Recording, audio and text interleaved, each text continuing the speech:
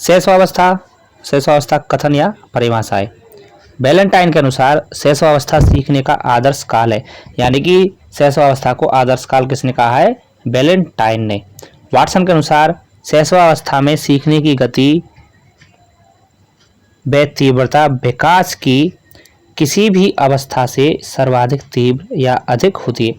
यानी कि बच्चे का या नवजात जो बच्चा है उसका विकास और अवस्थाओं के मुकाबले बहुत तीव्र गति से होता है। सिगमंड फ्राइड के अनुसार जीवन के 4-5 वर्षों में बालक अपने भावी जीवन की नींव या आधारशिला रखता है।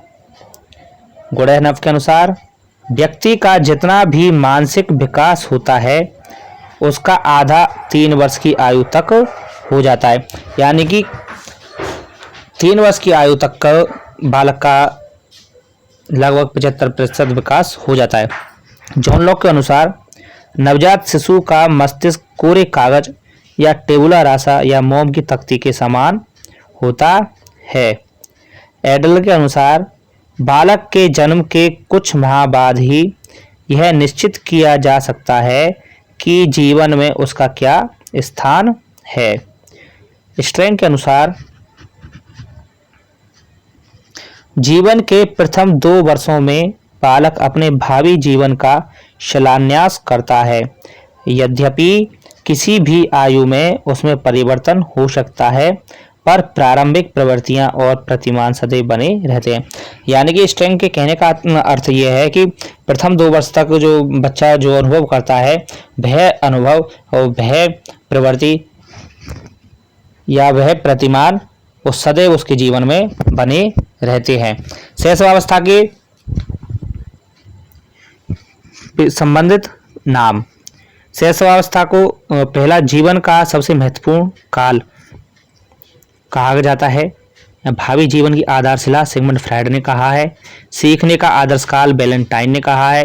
खिलौनों से खेलने की अवस्था कोल ने कहा है और यह प्रारंभिक बाल्यावस्था होती है।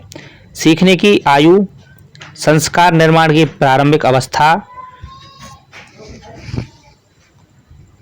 स्वच्छंद विचारों के प्रकटीकरण की अवस्था, इसे अनभिज्ञता स्टेज भी कहा जाता है।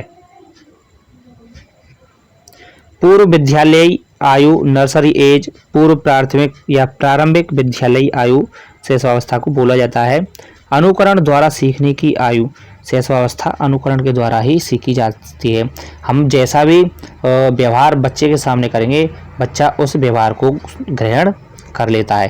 क्षणिक संवेग की अवस्था, यह क्षणिक संवेग की अवस्था है। बच्चा किसी भी चीज़ के लिए जिद करता है और अगर हम उसका ध्यान अगर वो दूसरी चीज़ पर केंद्रित करते हैं तो पहली चीज़ को भूल जाता है। समुचित सांवेगिक विकास की स्वर्णिम अवस्था, तीव्रता से शारीरिक विकास की अवस्था।